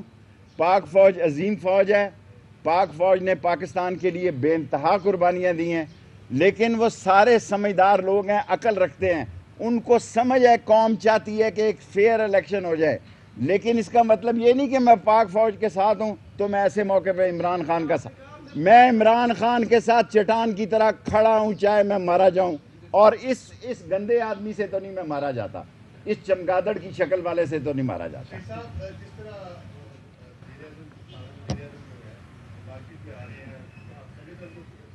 میں نے آج ان سے عرض کیا کہ آپ نہ جائیں, لیکن وہ بادشاہ ہیں, وہ میں نے ان سے عرض کی ہے. Thank you.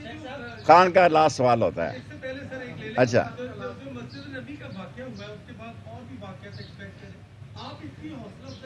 نہیں, میں تو میں نے پیشن گوئی کی ہے. دنیا میں یہ جہاں جائیں گے انہیں گنڈے انڈے پڑیں گے, ٹماٹر پڑیں گے. ایون فیلڈ میں جہاں نواز شریف رہتا ہے اس کے ارد گرد لوگوں نے درخواست دی ہے تھانے جا کے کہ جو بندہ یہاں سے گزرتا ہے وہ چور چور کے نعرے لگا کے جاتا ہے. اور اب آپ دیکھیں اس کے دونوں بیٹے شاہی محل جو सऊदी अरब के फरमा रवा से अजीम फरमा सऊदी अरब से हमारा रिश्ता खून का और चीन से भी, उसकी मीटिंग में जो दोनों बच्चे बैठे हैं नवाज शरीफ के, उन्होंने तो हलफ ही नहीं उठाया हुआ।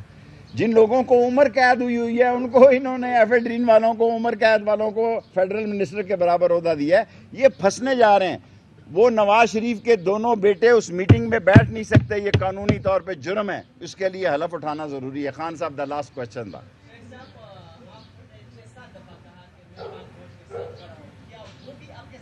इंशाअल्लाह ताला वो मेरे साथ खड़े हैं, मैं उनके साथ खड़ा हूँ, और मैं इमरान खान को लाने के लिए भी पूरी कोशिश कर रहा हूँ कि ऐसे हालात पे आ जाए कि इमरान खान दोबारा आ जाए। Thank you. रशीद साहब गुफ्तगू कर रहे थे, उन्होंने कहा कि इमरान खान से ज़्यादती हुई है, हमारी ख्वाहिश है कि हालात बेहतर हो जाएं, हमारी पाकिस्तान के किसी इदारे से लड़ाई नहीं है। उन्होंने कहा कि मुदाखलत साजिश से भी ज़्यादा ख़तरनाक है। साथ ही साथ उन्होंने कहा कि इमरान खान ऐसा कोई काम नहीं करेगा जिससे मुल्क को नुकसान हो। एक वक्फे के बाद हाजिर होंगे।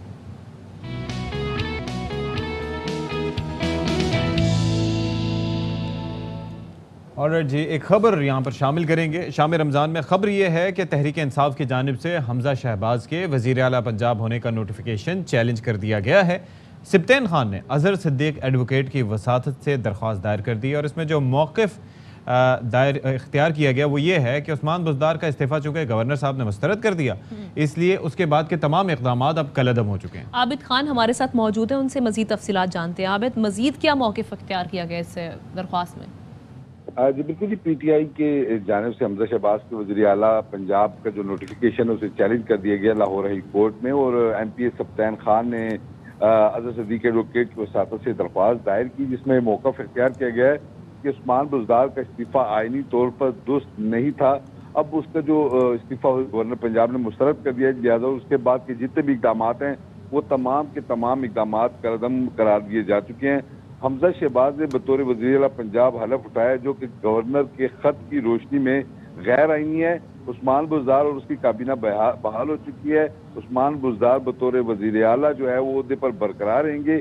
एक ही सूबे में दो वज़ीर आला नहीं हो सकते, लिहाजा हमजा शहबाज को बतौर वज़ीर आला काम करने से रोका जाए, और उनका जो वज़ारत आला का नोटिफिकेशन है उसे कलअदम करार देते हुए उस्मान बुज़दार और उनकी काबीना को ही आइन के मुताबिक सूबे में एक जो है वो वैलिड काबीना के तौर पर जो है वो बरकरार रखा जाए। इस पर जो है ये चैलेंज कर दिया गया है।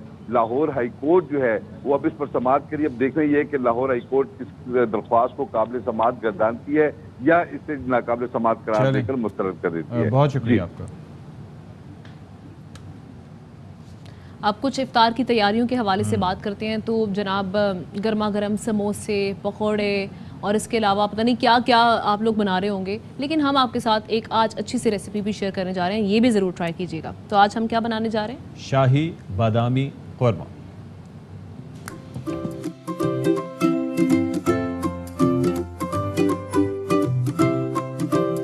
आज की हमारी रेसिपी है शाही बादामी कोरमा। ऑयल 4 से 5 टेबल स्पून, साबुत गरम मसाला हस्बे ज़रूरत, ginger garlic paste 1 table spoon, chicken 600 ग्राम। अब अच्छे से मिक्स करेंगे।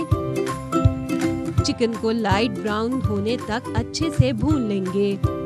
नमक हस्बे जायका, लाल मिर्च पाउडर 1 टेबल स्पून, गरम मसाला पाउडर 1 टेबल स्पून, जायफल जवित्री 1 टेबल स्पून, इलायची पाउडर 1 टेबल स्पून। अब अच्छे से मिक्स कर लेंगे। दही 400 ग्राम मिक्स करेंगे।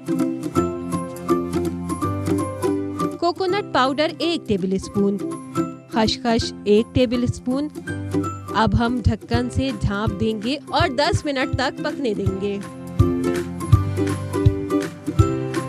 तली हुई ब्राउन प्याज 1 कप, केवड़ा half table spoon.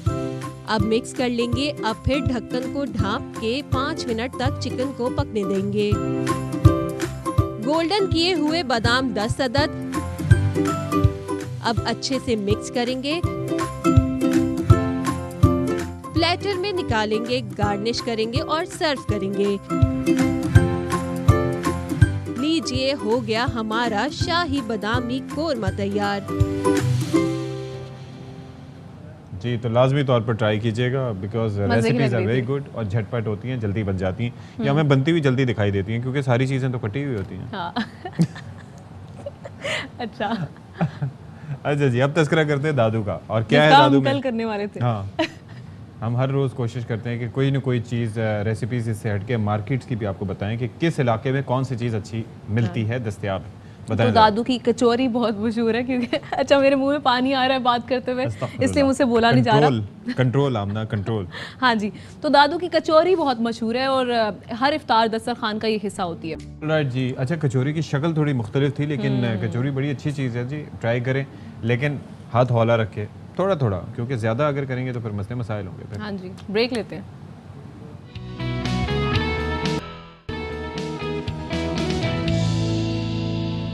All right جی, ایک کھیل کے میدان سے نہایت افسوسناک خبر آئی ہے, اور وہ خبر اس لیے افسوسناک ہے کہ کچھ اپنے کیے کی سزا مل جاتی ہے. تو وہ ہوا یہ ہے کہ 6 پاکستانی ویٹ لفٹرز کو بین الاقوامی ادارے انٹرنیشنل ٹیسٹنگ ایجنسی ITA نے ڈوپنگ کے الزامات پر معطل کر دیا ہے. اچھا الزامات نہیں ہیں, ظاہر ان کی تصدیق ہوئی ہے کیونکہ ان کے ڈوپ ٹیسٹ کیے گئے تھے اور اس میں ممنوع شے کا پایا جانا ہے.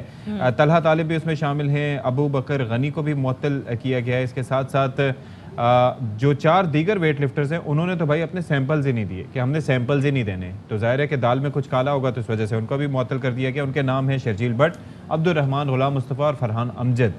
اچھا طلحہ طالب کا پہلا ڈوپ ٹیسٹ جو ہے کسی مقابلے کے باہر 29 نومبر 2021 کو لیا گیا تھا, جس کے بعد ان کا دوسرا ڈوپ ٹیسٹ 10 دسمبر 2021 کو تاشقند میں ہونے والے ورلڈ ویٹ لفٹنگ چیمپئن شپ کے موقع پر لیا گیا تھا, اور دونوں ٹیسٹ جو ہیں وہ آئے تھے پازیٹیو. اس میں جو ہے وہ پازیٹیو آنا کوئی اچھی بات نہیں ہے, جیسے کہ کووڈ میں پازیٹیو آنا اچھی بات نہیں تھی. اور افسوسناک کی بات ہے کہ یار کیوں ایسی چیزیں, آپ اتنے بچے اور اتنے کاکے نہیں ہیں کہ آپ کو نہیں پتہ چلتا کہ یار اس چیز میں کیا اسٹیرائڈز ہو سکتے ہیں یا ایسے پرفارمنس انہینسنگ ڈرگز ہو سکتی ہیں جو کہ آپ کے مقابلے کے دوران فائدہ مند ثابت ہوں. ایسا نہ کیا کریں. یقیناً جو ہوا غلط ہوا. اسی پر بات کر لیتے ہیں. DG Pakistan sports colonel retired Asif Zaman صاحب نے ہمیں جوائن کیا. سر بہت شکریہ آپ کے وقت کا. یہ کہیے گا یہ 6 پاکستانی ویٹ لفٹرز جن کو ڈوپنگ ٹیسٹ میں جو ممنوع شے پائی گئی ہے ان کو اب معطل کر دیا گیا ہے, اس اقدام پر کیا کہیں گے آپ؟ اینٹی ڈوپنگ پہ جو ہمارے 6 ویٹ لفٹر جن کی اس پہ پابندی لگائی جا رہی ہے, یہ ایک نہایت ہی افسوسناک بات ہے.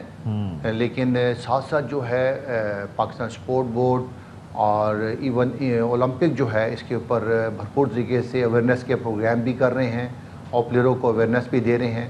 لیکن انفارچونیٹلی اگر پلیئر اپنے طور پہ کوئی چیز کا استعمال کرتے ہیں تو یہ ان کی ویکنیسز ہیں. آگے ہم اس کا میکنزم بنا رہے ہیں, کوشش کر رہے ہیں انشاءاللہ تعالیٰ کہ فیوچر میں اس قسم کے انسیڈنٹ نہ ہو. اچھا طلحہ طالب کا ایک اس پہ بیان سامنے آیا, وہ کہتے ہیں شکوہ ہے کہ بھائی سہولت ہی نہیں ہے, پتہ ہی نہیں چلتا کہ کون سے سپلیمنٹ یا وائٹامنز میں کوئی ایسی چیز ہو سکتی ہے. آپ سمجھتے ہیں کہ ایسا ہی ہے؟ دیکھیں سب سے پہلے تو یہ جتنے بھی پلیئرز ہیں ان کا جب سے میں آیا ہوں یہاں پہ ان کا بھرپور طریقے سے اویئرنیس پروگرام بھی دے رہے ہیں, اور ہمارے جتنے وینیوز ہیں یا جو ہمارے ڈاکٹر جو ہیں, جو ہمارا پورا ایک سسٹم ہے, ان کی اویئرنیس پہ کام کر رہے ہیں. اور یہی ہماری کوشش ہے کہ ایون واڈا جو ہے اس میکنزم میں ہمارے ساتھ ان ہینڈ گلوز ہو جائیں اور ہمیں پورا سپورٹ کریں, اور ان اویئرنیس کے اوپر جو ہے ہمارے ایتھلیٹس کو, کیونکہ یہ ایک ویکنیس ہے جس کے اندر جو ہے واڈا, اور اسی بیسس کے اوپر ہم یہ کام کر رہے ہیں. اور اس پہ ایون جو ہے PO جو ہے وہ بھی اپنے اویئرنیس پروگرام کو جاری ہے. اچھا صاحب, اب یہ جو ویٹ لفٹرز ہیں یہ کسی قومی یا بین الاقوامی کسی بھی سطح پر کسی مقابلے میں حصہ نہیں لے سکیں گے. اس پابندی کا دورانیہ ایکچولی کیا ہوگا؟ جی بین جو ہے وہ انٹرنیشنل باڈی اگر لگا دیتی ہے تو اس میں ہماری کوشش ہوگی کہ as a Pakistan support board جو ہے وہ انٹرنیشنل باڈی سے اپروچ کرے, کیونکہ یہ ایتھلیٹس جن میں جو ہمارے فیوچر کے ایسے ایتھلیٹ ہیں جنہوں نے کامن ویلتھ گیم یا اسلامک سولیڈرٹی میں پارٹیسپیٹ کرنا ہے, ہماری کوشش ہوگی کہ انڈیویجول کیپیسٹی کے اندر ان کو ہارم نہ کیا جائے اور وہ پارٹیسپیٹ کریں. آلرائٹ جی, بہت شکریہ, آپ نے تمام تر صورتحال پر اپنا تبصرہ کیا. اچھا جی, ایک بریکنگ نیوز ہے جو ہم شیئر کریں, اور بریکنگ نیوز یہ ہے کہ عمران خان جو کہ تحریک انصاف کے چیئرمین ہیں, ان کی جانب سے مئی کے آخری ہفتے میں لانگ مارچ کا اعلان کر دیا گیا ہے. اور عبد القادر اس سے متعلق ہمیں مزید بتائیں گے. بتائیے گا عبد القادر. خان نے اب سے کچھ دیر پہلے کور کمیٹی کے اجلاس کی صدارت کی ہے اور جو پارٹی کی مرکزی قیادت ہے ان سے مشاورت کے بعد لانگ مارچ کی ایک طرح سے تاریخ کا اعلان تو نہیں لیکن وقت کا اعلان کر دیا گیا. انہوں نے کہا ہے کہ مئی کے آخری ہفتے میں لانگ مارچ کی کال دینے جا رہے ہیں اور ساتھ ہی انہوں نے کہا کہ اس وقت جو وزیر اعظم ہے وہ کرائم منسٹر ہے. 40 ارب روپے کی کرپشن کیسز میں زیر التوا معاملات چل رہے ہیں اور اس لیے پورے پاکستان کو وہ کال دے رہے ہیں کہ تیاری کر لیں. انہوں نے نوجوانوں کو کہا کہ وہ چاند رات کو جھنڈے پکڑ کر سڑکوں پر نکلیں اور دنیا کو پیغام دیں کہ پاکستانی زندہ قوم ہے. انہوں نے یہ بھی کہا اپنے ویڈیو پیغام میں کہ اسلام آباد مارچ عوام کا سمندر ہوگا, آئندہ کوئی ملک ہم پر کرپٹ ٹولے کو مسلط نہیں کر سکے گا. انہوں نے عوام سے اپیل کی ہے کہ یہ پاکستان کا فیصلہ ہے اور پاکستان کا فیصلہ پاکستان کی عوام کرے گی. آل رائٹ جی, عبد القادر ہمارے ساتھ ہی موجود رہے گا. عمران خان صاحب نے یہ جو اعلان کیا ہے یہ ذرا ہم اپنے ناظرین کو سنواتے ہیں. بسم اللہ الرحمن الرحیم. ایاک نعبد و ایاک نستعین. آج ہماری کور کمیٹی کی میٹنگ ہوئی. ہم نے بڑی تفصیل میں پوری طرح ڈسکس کیا کہ یہ جو اسلام آباد میں ہم نے کال دینی ہے یہ کب دینی ہے اور اس کی نوعیت کیا ہوگی. جو ہمارا فیصلہ آج ہوا وہ یہ کہ مئی کے آخری ہفتے میں ہم یہ کال دینے لگے ہیں اور سارے پاکستانیوں کو کال دینے لگے ہیں. تحریک انصاف کو نہیں, صرف سب پاکستانیوں کو کال دینے لگے ہیں اور اس لیے کال دے رہے ہیں کہ ہمارے ملک کی توہین کی گئی ہے. ایک بیرون ملک سازش کے تحت پاکستان کے کرپٹ ترین لوگوں کو ملک پر مسلط کیا گیا. کیبنٹ میں 60% لوگ ضمانت پہ ہیں. جو پرائم منسٹر بنا ہے اس کو کرائم منسٹر کہتے ہیں. 40 ارب روپے کی انہوں نے ایف آئی اے اور نیب میں ان کے کرپشن کے کیسز ہیں. یہ ملک کی توہین ہے. اس کے لیے میں چاہتا ہوں کہ ابھی سے سارے پاکستان کو میں پیغام دینا چاہتا ہوں, سب تیاری کریں اور ہماری تیاری کا آغاز ہوگا چاند رات. چاند رات میں میں اپنے نوجوانوں کو خاص طور پہ کہنا چاہتا ہوں کہ آپ نے نکلنا ہے چاند رات پہ, جھنڈے پکڑ کے نکلنا ہے. ساری دنیا کو آپ نے بتانا ہے کہ پاکستان ایک زندہ قوم ہے اور انشاءاللہ اس کے بعد جو ہمارا اگلا لائعمل ہوگا وہ پوری تیاری ہوگی ہماری اسلام آباد مارچ. جو میرا ایمان ہے کہ پاکستان کی تاریخ کی یہ سب سے بڑی ایک ایسا مجمع جمع ہوگا, ایک عوام کا سمندر اسلام آباد میں آئے گا جو کہ یہ بتائے گا کہ کبھی سے کبھی اس کے بعد کوئی بیرونی ملک ہمارے اوپر ایک کرپٹ ٹولے کو مسلط نہیں کر سکے گا. پاکستان کا جو فیصلہ ہوگا وہ پاکستان کی عوام کرے گی. پاکستان زندہ باد. بسم اللہ. آل رائٹ جی, پاکستان کی عوام فیصلہ کریں گی اور چاند رات سے یہ سلسلہ شروع ہوگا. نوجوان کو انہوں نے کہا کہ بھائی آپ تیاری شروع کر دیں, آپ نکلیں, سڑکوں پر نکلیں اور کرپٹ لوگوں کو ہم پر مسلط کیا گیا ہے اور ایسا ہم ہونے نہیں دیں گے. اور لانگ مارچ کی کال صرف پی ٹی آئی کے لیے نہیں بلکہ تمام پاکستانیوں کے لیے ہے اور عمران خان صاحب نے اب فائنلی مئی کے آخری ہفتے میں لانگ مارچ کا اعلان کر دیا. بالکل ایسے ہی ہے. اور اس سے پہلے ہم نے یہ بھی دیکھا تھا کہ شیخ رشید صاحب بھی یہ کہتے چلے آ رہے تھے کہ جی جو 31 مئی ہے تب تک ارلی الیکشنز کی کال آ جائے گی, یعنی الیکشنز پہلے سے انتخابات کا اعلان کر دیا جائے گا. شاید وہ یہ ایکسپیکٹ کر رہے تھے کہ عمران خان صاحب مئی میں ہی یعنی مئی کے آخری ہفتے میں لانگ مارچ کا اعلان کرنے جا رہے ہیں. اور اب آج ہم نے دیکھا کہ چیئرمین تحریک انصاف عمران خان صاحب نے باقاعدہ اس سے پیغام میں یہ کہا ہے کہ مئی کا آخری ہفتہ لانگ مارچ کا اعلان کرتے ہیں. لانگ مارچ کی کال صرف پی ٹی آئی کے لیے, تمام پاکستانیوں کے لیے ہے. کرپٹ لوگوں کو ہم پر مسلط کیا گیا ہے, ان کی جانب سے یہ کہا گیا. اور ساتھ ہی ساتھ انہوں نے کہا کہ نوجوانوں چاند رات سے ہی تیاری پکڑ لو, سڑکوں پر نکلنا شروع ہو جاؤ. لانگ مارچ کی کال پی ٹی آئی کے لیے نہیں بلکہ تمام پاکستانیوں کے لیے. اور وہ یہ ایکسپیکٹ بھی کریں کہ 30 لاکھ لوگ جو ہیں وہ اسلام آباد پہنچیں گے. بالکل جی, تو چیئرمین پی ٹی آئی کی جانب سے مئی کے آخری ہفتے میں لانگ مارچ کا اعلان کر دیا گیا ہے اور وہ یہ کہتے ہیں کہ ہم پر کرپٹ ترین لوگوں کو مسلط کیا گیا ہے. جو پرائم منسٹر بنا ہے اسے کرائم منسٹر کہا جاتا ہے. عوام کا سمندر اسلام آباد میں جمع ہوگا. لانگ مارچ کی کال جیسے کہ وہ کہہ چکے ہیں کہ صرف پی ٹی آئی نہیں بلکہ تمام پاکستانیوں کے لیے. نمبرز دے چکے ہیں. پہلے انہوں نے کہا تھا کہ 20 لاکھ لوگ پہنچیں گے, اب انہوں نے تعداد بڑھا دی تھی. اس سے پہلے جب بات کی تھی انہوں نے کہا کہ 30 لاکھ لوگ پہنچیں گے اور اب یہ سلسلہ جو ہے وہ بڑھتا چلا جائے گا. اور عمران خان صاحب اس حوالے سے فلی موٹیویٹڈ دکھائی دے رہے ہیں اور لیٹس سی کہ اب کیا سلسلہ بنتا ہے. بہرحال عمران خان صاحب جو کہ تحریک انصاف کے چیئرمین ہیں, جنہیں یہ لگتا ہے کہ ان کی حکومت کو ایک سازش کے نتیجے میں, ایک مداخلت کے نتیجے میں ہٹایا گیا اور ان کو غلط طریقے سے نکالا گیا, تو اب اس پہ اب لانگ مارچ کرنے جا رہے ہیں. چلے جی, اس کے ساتھ ہی آج کے پروگرام کا وقت ختم ہوا چاہتا ہے. کل پھر آپ کی خدمت میں حاضر ہوں گے, شرط یہ کہ زندگی رہے. तो अल्लाह हाफिज। हाफिज। अहम तरीन खबरें अब एक क्लिक की दूरी पर, आपके पसंदीदा टॉक शोज हों या अहम मुल्की या गैर मुल्की शख्सियात की न्यूज कॉन्फ्रेंसेस, हर लम्हा बाखबर रहने के लिए सब्सक्राइब करें हमारा YouTube चैनल।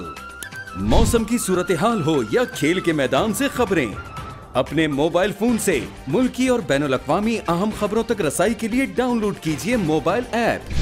बावसूख ज़राए से मुसद्दिका खबरों, तज्ज़ियों और तबसरों से मुस्तफ़ीद होने के लिए विजिट कीजिए पाकिस्तान की सबसे बड़ी न्यूज वेबसाइट www.arYnews.tv। इन सब के अलावा पाकिस्तान का सबसे बड़ा फेसबुक पेज हो, सबसे बड़ा न्यूज इंस्टाग्राम अकाउंट या फिर ट्विटर, ARY न्यूज पहुंचा रहा है खबरें सबसे पहले आप तक, ताकि आप रहें हर लम्हा बाखबर।